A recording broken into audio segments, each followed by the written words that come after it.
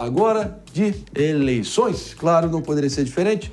Como manda o regulamento, vamos tentar aqui repercutir os últimos movimentos de todos os personagens envolvidos em todas essas grandes eleições. Esses pleitos prometem fortes emoções. Vamos lá, pelo seguinte, a gente tem que reforçar aqui para vocês, vale a pena mencionar, que 214 cidades do Brasil têm apenas um candidato, sim, um candidato. Dos mais de 5.700 municípios, são 214 protoditadores municipais, como diria Ciro Gomes, hipoteticamente falando, concorrendo à prefeitura dos seus respectivos municípios e, olha só, pode ser eleito apenas com o próprio voto. Já parou para pensar nisso? O sonho de qualquer político.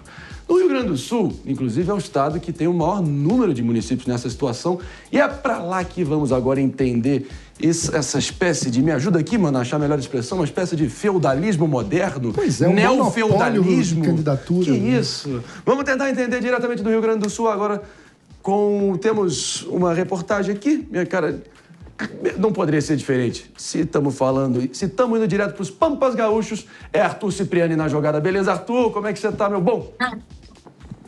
Muito bom dia, tudo certo, Marinho, tudo certo, colegas? Realmente, aqui no Rio Grande do Sul, muito sol agora, aproveitando esse tempo, mas o assunto é eleições.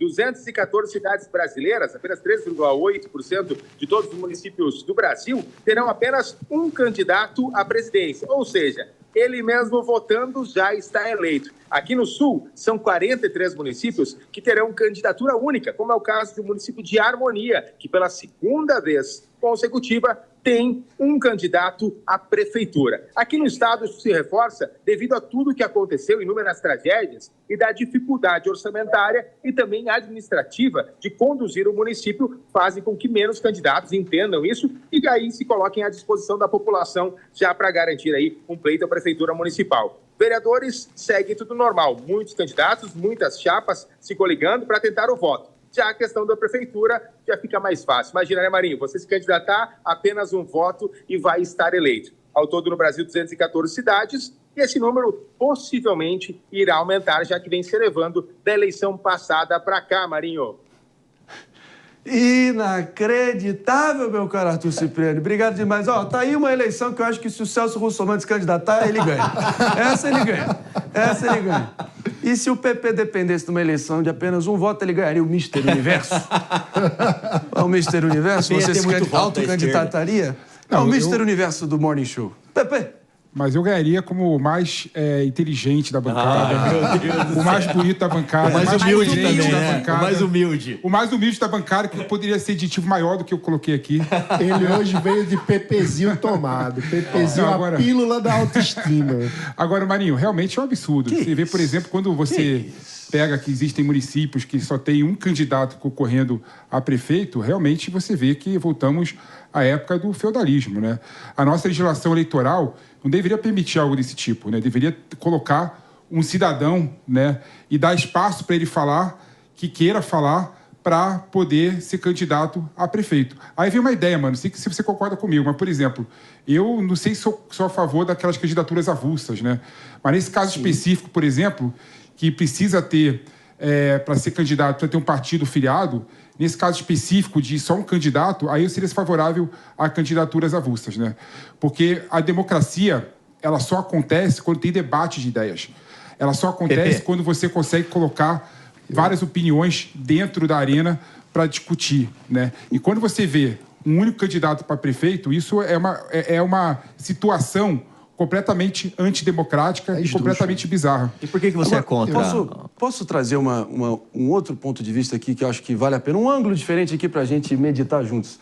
Eu acho que, não à toa, o Rio Grande do Sul sendo o estado que está concentrando o maior número de municípios, de vários prefeitos que simplesmente não vão querer assumir a bucha da reconstrução dos seus respectivos municípios. Ou é um pepino. Lula e Eduardo Leite prometeram um plano Marshall para reconstruir o estado. Vai demorar anos, décadas a fio aí para resolver.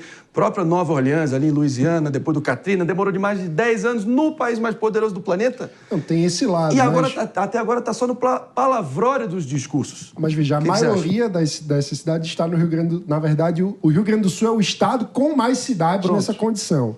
Mas a gente está falando de outras cidades também ao redor do país. O que chama atenção, na minha visão, são dois fatores. Primeiro, a quantidade, e essa é uma conversa difícil de se ter, mas a quantidade de cidades que têm o status de cidade e não deveriam ter, que deveriam ser um distrito de outra cidade maior, porque são cidades com poucos habitantes, que acabaram se tornando cidades autônomas muito mais por uma estratégia de criação de burocracia de prefeitura para conseguir recursos de repasses obrigatórios do que efetivamente fazem sentido como uma cidade no funcionamento clássico de uma cidade. São cidades que não arrecadam IPTU suficiente para pagar suas próprias contas, por exemplo.